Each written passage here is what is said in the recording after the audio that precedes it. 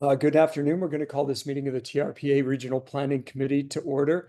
The date is Wednesday, May 28th, 2025. It is 3:40 p.m. We have to do roll. Should I do the online first and then we'll do quorum since we have a few people out? Or do we, I guess we have quorum, right? Did we do a little roll call first? Need to do a roll call. Let's do that. Do that first. Okay. All right, Maria, Yeah. please. Miss Alding, Here. Miss Gustafson, Here. Mr. Henigman, Here. Mr. Keycapper, Miss Loomer, Here. and Mr. Settlemeyer. Mr. Chair, we do have a quorum. Okay, we'll get going and hope the rest filter in by the time we explain the the remote and in-person meeting rules for the day. For members of the public who are joining us remotely, to observe the meeting, go to trpa.gov. Under the calendar header, click on Governing Board Hybrid Meeting for May 28th, 2025. There you'll find a link to the public webinar hosted on Zoom. To address committee members directly with your comments, raise your hand in Zoom by clicking the raise hand at the bottom of your screen at the appropriate agenda item. With your hand raised, you'll be unmuted by TRPA staff and have 3 minutes to address the committee. If you've used the dial-in numbers to join us by telephone, you can dial *9 to raise your hand and be unmuted. For items that are agendized as information only, we will hear public comments during the general public comment period at the end of the meeting. For items agendized as for possible action, we'll hear public comment before the committee takes any action. To remote committee members, if you wish to speak, please also raise your hand in Zoom. You will find the hand icon on the bottom of your screen. Remote committee members may not use the chat box to make any comments or to have sidebar conversations. Please, everyone, remember to mute your mic unless speaking to cut down on background noise. Finally, I'd like to ask that all remote members turn on their cameras if they're able. Members of the public who have joined us in person, please raise your hand at the appropriate time. For public comment, you'll be called to the front to speak. Committee members who are in person, please raise your hand if you wish to comment. Speak clearly into the microphone in front of you. If you're viewing the webinar on a personal computer, please ensure that your microphone and speakers are turned off to prevent audio feedback into the room. And let me confirm, we have changed those rules, or is that not in committee, where we'll have just the initial public comment and the ending public interest comments and not comments after an item? Or are we still taking comments after the item? Graham St. Michelle here, Vince. Yes, that's correct. We're doing it the same way we do at the board. We're keeping it consistent among the committees. In today's case, we'll have comment at the beginning, and then you'll hear the informational presentation, then public interest comment at the end. Okay, so actually, it serves as a second comment period today, because it normally informational, we wouldn't have had a separate comment. So today, 2 comment periods. Okay, so these instructions are a little out of date then. So even when we're taking action, we are not having public comment before the committee takes action. Just at the beginning of the meeting and the end. So now, I think now you can initiate the public comment on the agenda items. Yeah. Okay. All right. So the next item, let's see. My pages are all messed up. Sorry. Mr. Chairman, this is Mr. Settlemeyer. I think by rules of Nevada revised statutes, we now go to public comment at this point in time. Would you like me to handle the stuff inside this room at this point in time, Mr. Chairman? Yeah, that would be fantastic if you could. Okay. That being said, is there anyone who wishes to come forth under public comment at this time? Seeing none, is there anyone online that would like to key in and go for public comment at this time on items that are on this agenda? There are no hands raised to comment.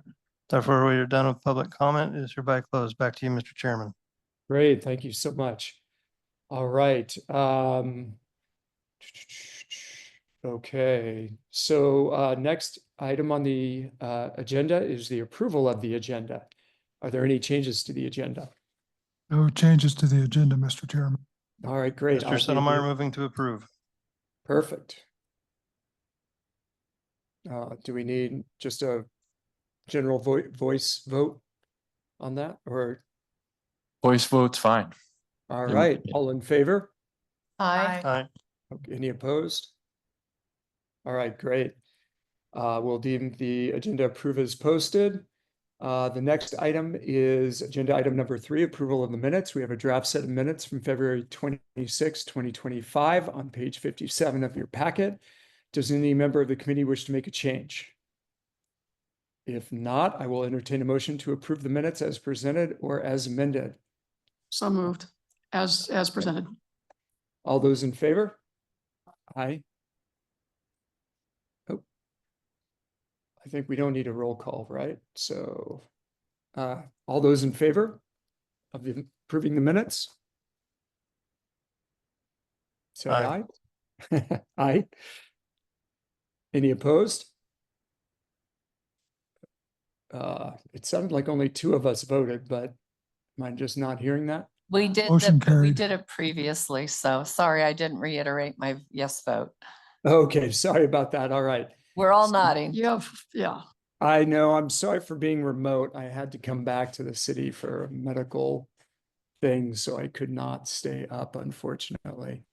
All right, so that motion passes. Next item on the agenda is agenda item number 4, informational presentation on City of South Lake Tahoe's proposed Midtown Area Plan, a new area plan that would encourage commercial, public service, and recreation, and replace the existing Bijou Al Tahoe community plans, Tahoe Sierra Commercial Plan Area Statement, and portions of the Bijou Meadow Plan Area Statement. Information on this item can be found on page 273. So Michelle Brown is going to present. Michelle. Mr. Chair, What? this is John Oh. Hester. I wanted to do a quick introduction here for probably all but Shelley. In 2012, we changed the regional plan because the local governments, some of them said, we would really like to work on area plans because we're closer to the community and we know a lot of the things that are desired by the community, the nuances that you might not know it as the regional agency. And that idea was embraced and put into the 2012 regional plan.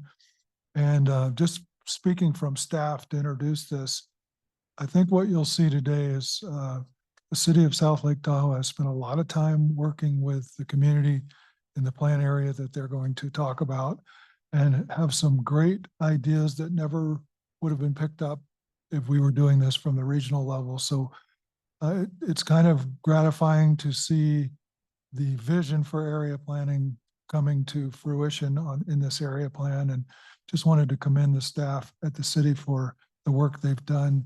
And they brought some concepts to you that I think you'll find exciting. So with that, I'll turn it over to Michelle.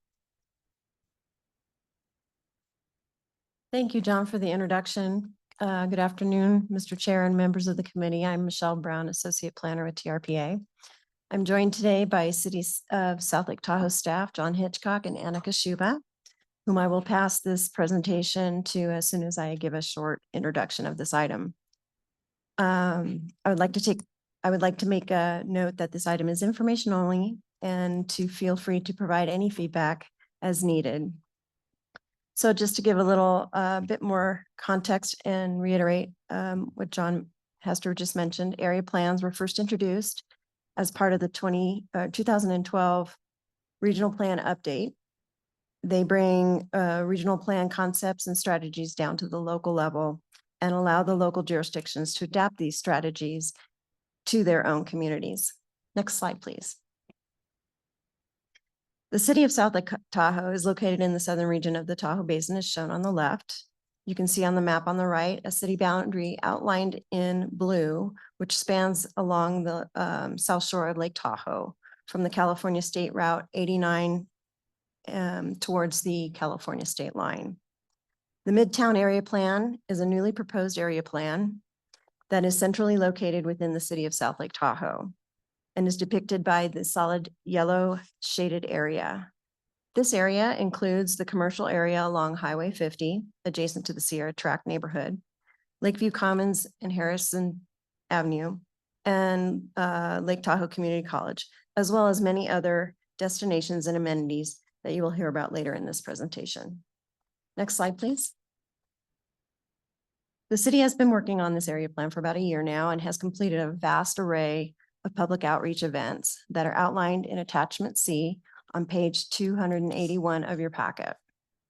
As mentioned, today is informational presentation on the Midtown Area Plan. Following this meeting, the city will take any feedback received and further develop the area plan and environmental analysis before bringing it to the local and TRPA hearings next year in 2026. Anna Kashuba with the city can go into more detail on all of this with her presentation. Next slide, please. And with that, I'll hand it over to Anna with the city of South Lake Tahoe. Thank you. Good afternoon. I'm Anna Kashuba. I'm a senior planner with the city of South Lake Tahoe. I'll be introducing you all to the Midtown Area Plan today. And with me is John Hitchcock, the planning manager for the city of South Lake Tahoe. Next slide, please. Just a quick overview of what I'll be discussing. I'll do a quick background on area plans in general and then get into the specific setting of the Midtown area. I'll do an overview of the outreach we've conducted and then go into the direction of the plan based on that outreach. Next slide. So area plans allow us to take our overarching guiding documents and dig a little deeper. We can look at the goals and policies of the TRPA regional plan, as well as the city's general plan, and apply those goals to this specific area of the city. These are long-range documents. You'll see that there's been a lot of work done with our community and stakeholders to create a shared vision for what they want this space to look like in the future and how they see themselves interacting with the space and spending their time there. So this is a long-range vision, and the plan would stay in place for roughly 20 years to guide that transformation. Some of the specific items that are included in the area plan to help the vision come to life include identifying permissible land uses, different densities for different uses, identifying public improvements, as well as specific site and building design standards. Next slide, please. This here is the project area. I'll go through it quickly and just to let everyone know the different regions and identify some kind of landmarks for reference. So starting at item A is Harrison Avenue. Going north from there, you run into Lakeview Commons and Champions Plaza. Across the street from that area is the 56 acres master plan site. That's where the city is currently constructing our new recreation complex and has further plans to develop that area as a civic center. Moving east towards item D, that is the Safeway along Johnson Boulevard. And then moving south through items E and F are the Bijou Golf Course and Bijou Community Park. Next slide, please. Looking south of Al Tahoe Boulevard, we have Lake Tahoe Community College at item G. And at the corner of Al Tahoe and Lake Tahoe Boulevard, or Highway 50, is the shopping center that contains the Ross post office. And out on that corner previously was the Denny's site. Also included in the plan area is what's currently known as the Sierra Tahoe commercial plan area statement. So that's the strip you see kind of in the bottom left of the image. This stretches from the east at Meeks Lumberyard to the west, ending at the Hangar Tap Room. And then the photo on the right of this slide just shows some more reference points for that area. Next slide, please. As Michelle mentioned, we've been working on the Midtown Area Plan for about a year now. We got direction was given through staff from City Council through our strategic plan to create an area plan to revitalize this region. TRPA boards have previously expressed support for a new plan in this area following multiple amendments to the Bijou Al Tahoe Community Plan, which is currently in place for the majority of the plan area. So the Midtown plan would be replacing this community plan as well as the Tahoe Sierra commercial plan area statement and portions of the Bijou Meadows plan area statement. In a few slides, I'll talk more about some of the goals behind this, but I think just by referencing the adoption dates of these plans, it makes it pretty apparent one of the reasons or one of the motivations we have for creating the Midtown Plan. Lastly, City Council's direction was for staff to target the public facing uses within this area, primarily recreation, public service, and commercial parcels. That is why on the plan area map and boundary, you will notice some notches that are carved out. Those are residential districts, which will be addressed in a later separate area plan. Next slide, please. Our outreach process began in August of last year. There have been about 14 opportunities for the public to provide feedback and 20 focused stakeholder meetings. These different venues are listed here, as well as the methods we use to promote these public events. It's been a very extensive outreach process with wonderful participation from the community. I want to note that our first open house, which was in September of last year, had approximately 90 participants. And I just encourage you to keep this slide in mind as we go through the presentation. As Mr. Hester mentioned, area plans are really the community's opportunity to shape the region and the city of South Lake Tahoe with feedback from our community members who are very familiar and interact with this area on a daily basis. Next slide, please. The overarching goals for the Midtown Area Plan is to really just revitalize the area. There are a lot of structures that have outlived their useful lives. They're run down or vacant, which kind of creates a cycle where they remain vacant because it's costly for a new tenant to occupy and begin operations. The plan will, of course, include design standards to guide future development, but it will also include an implementation methods to act as a catalyst for redevelopment. Here on the slide, you see some of the specific goals that were identified by City Council and through our outreach process. These items will frame the rest of my presentation. I'll discuss each one briefly and what we are proposing in the plan to achieve these goals. And I will be focusing primarily on the changes that are pertinent to TRPA code. Next slide, please. So the first goal was to implement policy and design standards that support all housing types. Most areas within Midtown currently require a special use permit to develop a multifamily dwelling. We are looking to make multifamily dwellings an allowed use across this area. We are, in conjunction with adopting TRPA's Phase 2 housing amendments, we are proposing to expand the current TRPA's current mixed use density approach to apply to mixed income but purely residential projects. Under current TRPA code, all other uses that have different densities may be combined on a single parcel and be built to the maximum density allowed for each of those uses. This, however, does not currently apply to market rate and deed restricted housing, even though they are set at different densities. So this would look like allowing a market rate project to be built to the maximum density. So per TRPA code in a town center, that would be 25 units per acre. And under this proposal, that development would be allowed to build additional units on site so long as those are deed restricted.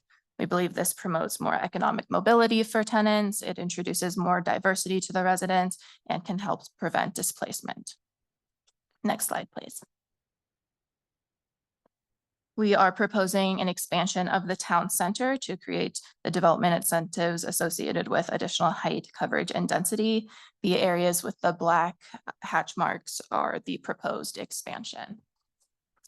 So coverage would be allowed up to 70%, so long as those parcels are high land capabilities and they would follow the current coverage transfer procedures. Within the town center, we would increase the multifamily density to 25 dwelling units per acre for market rate projects. And under the Phase 2 amendments, no maximum density for deed restricted. As discussed back in December, when we were here with some other area plan amendments, the city is in support of increasing market rate density to 65 units per acre. And we look forward to further exploring possible amendments to allow this. We truly believe that higher density, along with the city's existing inclusionary housing ordinance, will result in more affordable by design units. And we have, in about the year and a half roughly that our inclusionary housing ordinance has been in place, we have observed this with other projects. Lastly, additional height is allowed within the town center up to 56 feet. Due to some of the surrounding land uses, we're not proposing the full increase to 56 feet for all areas. So this is a look color coded by district and the proposed height or height range we are considering. Next slide, please.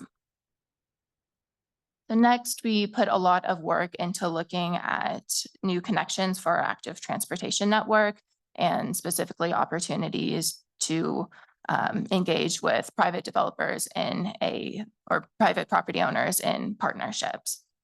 One area specifically that was flagged for future attention is Sandy Way. There's currently no curb, gutter, or sidewalks in this area. Vehicles park in front of buildings and are forced to back up into the street to exit the properties.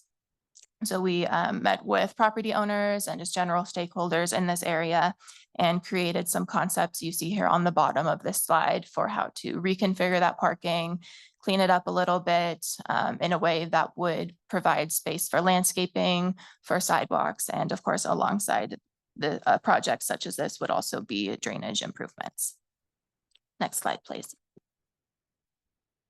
Another area-wide improvement we've identified is this Riverwalk concept. There was a lot of emphasis from our stakeholders about needing more outdoor spaces that aren't connected to a specific commercial use and creating or developing the area into a sort of locals downtown. So we've looked at applying this Riverwalk concept behind the shopping center at Tahoe and Lake Tahoe Boulevard. Parcels within this district have the unique opportunity to complement their community space with open space and views of Trout Creek. This could serve as an outdoor seating area or event space and would also directly connect Lake Tahoe Boulevard to some of the trails behind this complex that lead to Lake Tahoe Community College. Next slide, please. The plan area contains many of the city's recreation assets. Bijou Park specifically is a major community center. So our stakeholders looked at ways to enhance the space through creating additional gathering spaces for both private and public events, looking at year-round improvements to keep the park more active. I'll say year-round and also through the day through improvements such as shading and lighting. Looking at locations for a new golf course clubhouse and a parks maintenance facility. And another priority was to enhance connectivity both to and within the park facilities. The images you see on the right-hand side of this slide came from a 2-day stakeholder workshop we had where our participants reimagined the park. They looked at what was there and how that could be reconfigured, as well as what new uses they see may be in demand or in demand in the future. And these diagrams will help guide the city's future efforts for developing this area and developing an implementation plan for Bijou Community Park. Next slide, please. Another goal was to facilitate new and existing public service uses. We're proposing to include flexible design standards to allow implementation of some of the other existing plans within the area. These include some of the city's plans, specifically the 56 acres master plan, the Lake Tahoe Community College master plan, as well as growth plans for the South Tahoe Public Utility District and the Lake Tahoe Unified School District. This would consist of incorporating eligible parcels in the town center, allowing proportional commercial uses at Lake Tahoe Community College, and allowing housing on public service parcels. Next slide, please. Staff was directed to emphasize this area as an arts and culture center. So to achieve this, we are looking to expand light industrial uses of an artistic nature.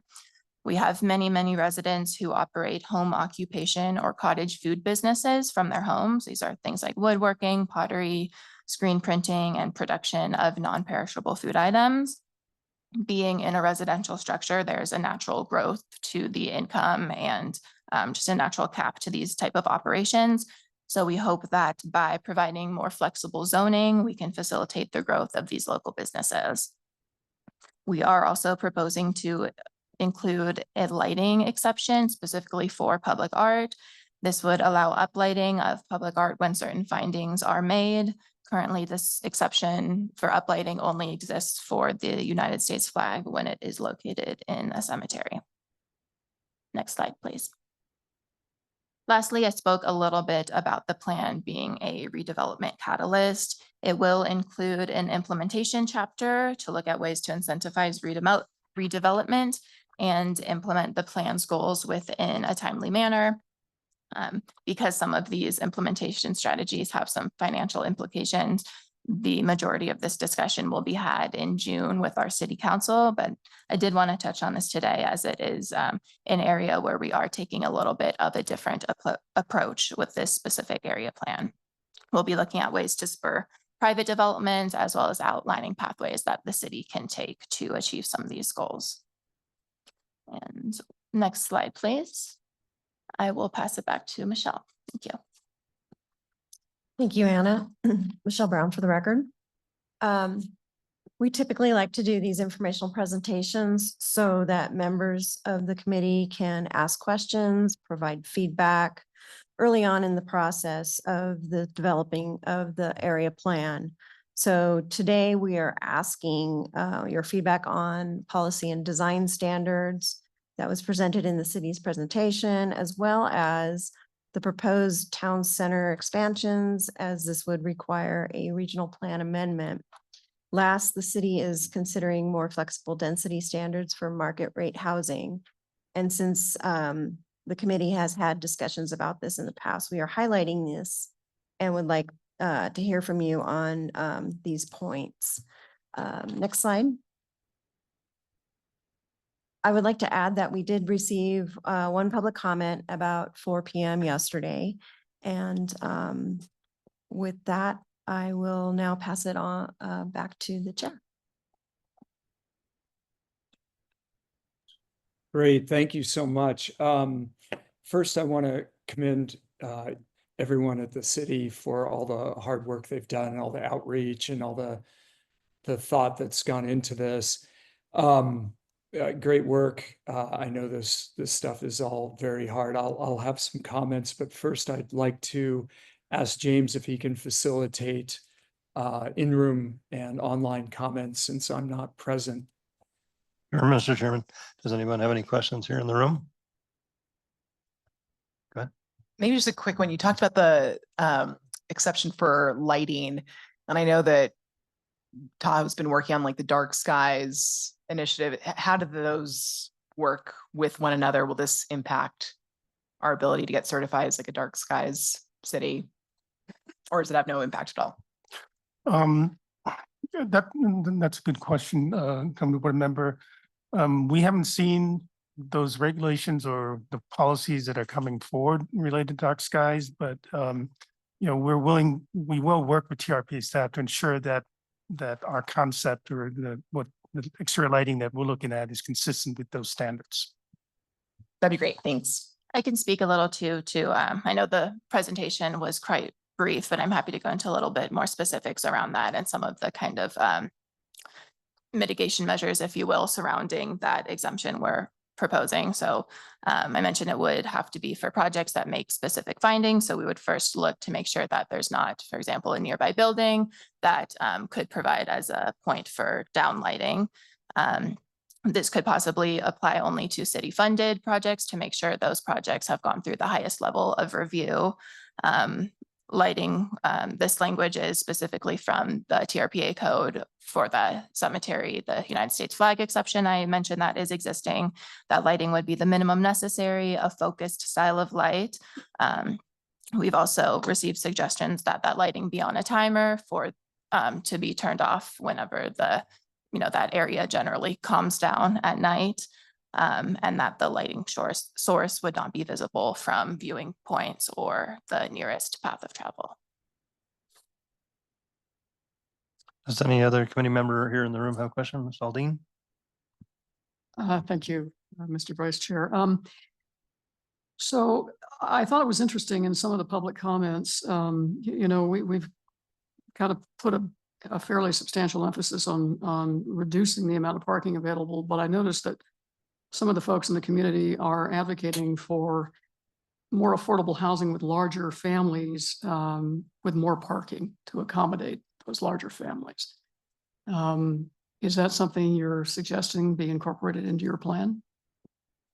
Yes, as far as parking, when we hear from people, they usually feel very strongly on one side or the other. So we are really just trying to work in the most amount of flexibility possible for parking, which would be a range of about maybe 75 to 125% of what is existing in our city code, with additional findings to go outside of that range. Okay, would that also, there was also a comment under the parking section dealing with businesses on Harrison Avenue in particular. The lack of parking apparently was a concern for customers and employees.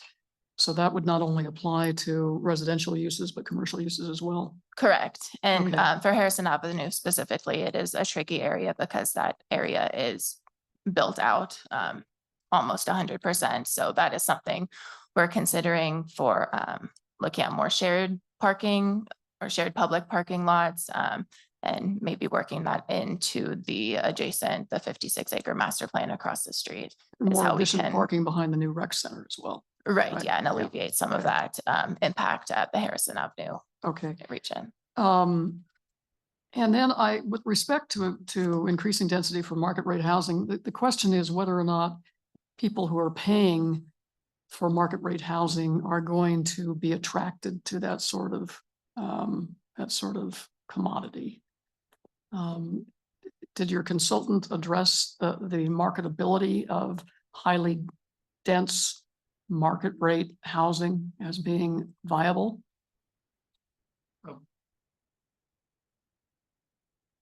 Sorry, for the record, John Hitchcock. No, our consultant did not look at that, but we've been looking at some of the recent market rate units that have been approved recently, which are higher end condos, and we're noticing a trend that because of our increase in minimum density standards and also our enclosure housing ordinance, people are starting to propose units that are around 2,000 square feet or less. Units that are less than 2,000 square feet don't trigger the mitigation requirements. So we're seeing by design and because of density and because of our inclusion housing ordinance that we're starting to get smaller units just by design. But whether there's a market for them, I assume there'd be a market because the developers are proposing them, planning them, and constructing them. They're occupied. The one that I'm referring to right now is currently under construction. Are they taking advanced reservations? Do you know, John? I do not know. Okay, thank you. Thank you, Mr. Vice Chair. Thank you. James Silmar, for the record, just had a question on the parking that you're talking about doing, like behind the rec center. Will that be available to everyone, or is it going to be paid parking in order to try to earn some money for maintenance and upkeep? I was just curious. That's not determined at this time. One of the implementation strategies we are going to kind of float with our city council is paid parking as possibly, funding source to maintain those facilities, funding source for public art. There's a number of things that would be up to our city council, but I guess, yeah, that hasn't been determined. The city currently has 2 public parking lots in that Harrison Avenue area, which are both free. Yeah, I think that exhausts the questions from people here. Normally, Cindy has a question. Hold on. Sorry, Cindy Gustafson for the record. I just wanted to commend you on the public outreach and participation and the nimbleness of the city in revising your area plans, because I haven't seen that from our other jurisdictions, and including the one I represent. And that becomes frustrating to the community because we're not adapting with the times and the changes in the economic conditions. So I really wanted to commend the city on this effort. Thank you. I think they've done a wonderful job, James Silmar, for the record. I don't believe we have any other members online other than you, Chairman. So what questions do you have, sir? All right, great. Well, we have spoken about this a couple times. And so I wanted to just present some of my thoughts. After that, we've gone through these in quite a bit of detail with staff. And I think there are some things mostly pushing you to go further than you have, so we actually get things done.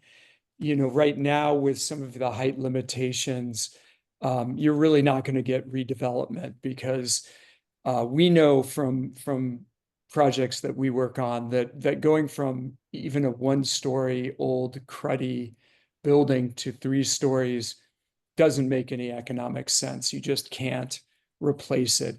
There's too much value in it to get rid of it unless you can add more. So I think you have to go higher. You know, the higher the better in terms of getting redevelopment, but something higher than that, at least 4 stories, 3 stories of residential over 1 of retail. Retail really doesn't add much value because retail is a horrible business these days as everyone's buying everything online. And I think as long as it, you know, obviously it's below tree canopy, you know, I would be happy with things. In phase 2, we set a minimum for what you can do for deed restricted. And I think I would say if the community wanted it, we could go higher even, you know, because I want to see a difference between the incentives provided for 100% achievable and then this program of market rate housing. I still want achievable to be the highest and best use so that it actually gets built. But I think you have to go higher than what you're proposing, especially in the Tahoe Sierra area. I think you need to specify, you know, a taller floor height for your retail first floor. And you could maybe give people an extra bonus of a couple feet for that if they're doing retail, because when you build a mixed use building, the pipes from the units above hang down so low that they take up, you know, 3-4 feet sometimes of your ceiling height. So you've got to have really tall floor plates, and maybe some other incentives you could give. I know you want to have more of a historic Tahoe look, not like as much mountain modern, which means you're going to want pointy roofs, and those aren't typically, you know, environmentally friendly, and they create a lot of height with not much use. So I would say you could give a bonus for steeper pitches and then let people build under them. A certain percentage are pitched, and then you can have some dormers and things so you can actually get some sellable square footage under those. And that's what was done at the ski run, not ski run, the gondola village. I'm sorry, I'm having trouble remembering things today. The village for Heavenly down by State Line, you know, they have that same kind of design, and it looks nice. I think you really have to reduce the parking requirement, or you're just not going to get much to happen except maybe some big units. For anyone who's not a developer, how you figure out what to build is you get a piece of land or you look at it and you figure out how much you can put on it. How many square feet, given all your setbacks and things like that. Then you figure out how many parking spaces you need and what the density maximums are. And the density and the parking are what determine how many units you can put on. But developers sell square footage. So the fewer units you can sell, the bigger they're going to be. And I think for affordability, we want smaller units. You know, if I heard the comment that we want more larger affordable units for families, but larger units are just expensive without actually subsidizing them like at Sugar Pine Village. You know, this market rate is not going to produce large affordable units for families. Construction costs and land costs are just too high.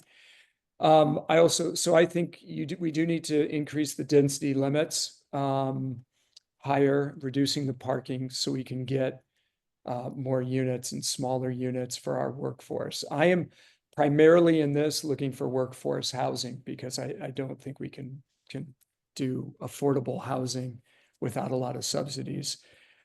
I think your inclusionary policy or your funding mechanism that charges people if they build something over 2,000 square feet is showing two sides of the problem. One, as a developer, you would build properties that were 1,999 square feet, and then you would miss all those fees. I think I think that's poorly designed and should be more of a sloped thing so that there aren't these step functions that that you get, because I think you need money for affordable housing.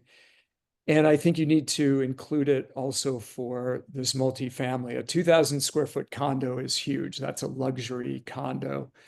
And so I would say you start it much smaller and slope up the amount in terms of percentage or something like that as the units get larger. And I really believe that town centers are the best places to have STRs instead of out of the neighborhoods. But in terms of new housing, I think you need to restrict STRs because we want these to be for local workers more than we want to have people renting them. So that would be those would be my comments for the more urban areas like the Tahoe Sierra Tract part. On the beach area, I mentioned before that I would love to see more more public access, and I would require it in redevelopment and maybe even give more bonuses in terms of height and density and coverage for greater waterfront access. It sounds like there's some public buildings over there on the lake, like a post office that, isn't probably the best use of waterfront property. So I wish we could, move those. The land is worth so much. It seems like they could sell it and buy something somewhere else. And I think we should try to encourage that so we can get better access. So, and then one final thing, and I've talked to several members of the city council, and I've talked to the city manager, but I think the 56-acre plan really violates a lot of our goals, and I don't think I could ever vote for building a civic center on a piece of virgin land when there's so much underutilized land all around South Lake Tahoe. I think it's kind of criminal to take what could be almost your Central Park and put buildings and parking lots there instead of putting them, on some of these properties that are so derelict around town. When I drive through it, that's all I see is properties in need of development. And I think the public buildings can also be a catalyst to help these areas redevelop. So I'm just putting it out there that, and I've told them this already, but I want to make it very clear before it comes up. I will never vote to allow more development in that park area. So I don't know, that doesn't mean the board wouldn't vote to do it, but I want to get that out there that I really just can't see covering up that land, how that furthers the goals that we're trying to pursue at the TRPA. So those are my comments. And I don't know if they've spawned any more committee member comments. If you want to take those, or we can move on to or no, we don't have public comment because this is informational. Thank you, So, Mr. Chairman. I'll see if there's any additional comments within the room. Ms. Leamer has one. I think I would just add to the concerns about building on undeveloped land that's, already open space or parks. I would rather see infill and appreciate the chair raising that. Okay, I think that's it here for in the room, Mr. okay, Chairman. great. Since this was an informational item only, we can move on. then, so now we're on agenda item number 6, committee member comments. Any committee members have any comments? Hearing none, I'll assume no. So then our final. I think we have upcoming topics. I think Mr. Hester was supposed to speak, correct, under 5? Oh, I'm sorry. Mr. Chairman. I skipped all the way down. I'm sorry. I'm anxious. All right, upcoming I topic. appreciated your enthusiasm though very much. It's been a long day. Before I lay out the agenda items in the future, our director would like to make some comments. Yep. Thank you, John. Thank you, Mr. Chair, Vice Chair. Julie Reagan here, TRPA's Executive Director. I just want to thank the city. Great presentation, Anna and John and Michelle from TRPA. And just to add a fine point on some of the discussion around a catalyst, the concept of a catalyst to spur more reinvestment. Tahoe City, going back, Member Gustafson, to the sidewalk project and the improvements in Tahoe City and in Kings Beach, was great inspiration for Harrison Avenue. And that picture that you had of the Harrison Avenue improvement project and bike trail is now about around 10 years since. And that was a really key EIP project where we got like a mile of bike trail, complete streets. There was Southern Nevada Public Land Management Act. There was federal money, federal highways money. And then the local businesses came together to do maintenance and to completely reconfigure that whole area. And that has been a part of the renaissance with Lakeview Commons, now the rec center. And I think this is just showing the progression. And, to tip the hat to Chair Henigman, it's time just to go faster, because there is a lot of rundown, blighted property in that zone. And we've put a lot of public resources and private resources into spurring more activity, because we're getting water quality benefits as part of that through stormwater improvements and other scenic benefits too. So just wanted to kind of connect the dots on a couple things and thank the city for their work on this. Okay, Mr. Chairman, upcoming topics. There will not be a regional planning committee meeting next month. We're not sure if all of these topics will be on the following month, but coming up then or sometime thereafter, you'll have a report from the Tahoe Living Working Group on the priorities and the projects, the Washoe Tahoe area plan. And as we promised last, I guess it's this fiscal year that's about to end, but during the fiscal year, we promised to come back with IPES scores for Placer County to look at that and bring something back on that. And those are the only items I know for sure are upcoming, but I'm sure we will have some other items pop up, possibly some code amendments from the regional transportation plan, some other things like that. But these are the only ones on the calendar right now. So I'll be happy to answer any questions. Otherwise, turn it back to you, Mr. Chair. All right, great. Now we can get on to agenda item number 6, committee member comments. Any committee member have any comments to make this time? This is Mr. Settlemyer. I do not believe we have any here in the room. Oh, wait, Ms. Aldine has a comment. Hold on. Because it was brought up as part of the public comments that we received. I don't know what may have been one of the members of the focus group suggesting that the city develop seasonal housing for ski resort employees. For the life of me, I can't understand why the ski resorts don't provide their own housing for their seasonal employees, and to rely taking up meaningful housing stock that would be otherwise available to other workers in the area, I think would be tragic. And I would really encourage the ski resorts to step up to the plate. They've got large tracts of land, they can build their own housing to accommodate their own employees. So sorry for the editorializing, but I just think it's time. It's a good Ms. point. Aldine. Maybe if we got rid of some of the requirements on that housing, like parking and things like that, they might, and make them smaller, they might be able to afford to build them. So maybe that's something that the city could look at as well, and other communities could look at as well. It's a great idea. Any other comments in the room? All right.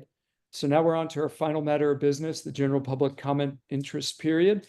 Any member of the public wishing to address the Regional Planning Committee on any item listed or not listed on the agenda may do so at this time. Individuals or groups who have already commented on items listed on the agenda are not permitted to comment on that same topic. The Regional Planning Committee is prohibited by law from taking immediate action on or discussing issues raised by the public during this public comment period. Finally, comments must relate to matters within the jurisdiction of the agency. If any member of the public wishes to speak at this time, please raise your hand now, either in person by clicking the raise hand. We either have now- somebody stepping forward here in the room at this point in time, Mr. Chairman. Okay, great. All right. Why don't I turn it over to you, James, for everything. Okay. Hi, I'm Alan Miller, Civil and Environmental Engineer, South Lake Tahoe, California. I didn't prepare any comments. I'm the person who provided the written comments, and I put a lot of thought into that. I guess what I want to just comment here for this committee is this: the city already has numerous area plans and has subsidized the work of TRPA, implementing their permitting program in these the areas that have been approved. And this will add to the existing workload the city has volunteered for, except the city really hasn't disclosed this or analyzed anything substantial before it's public.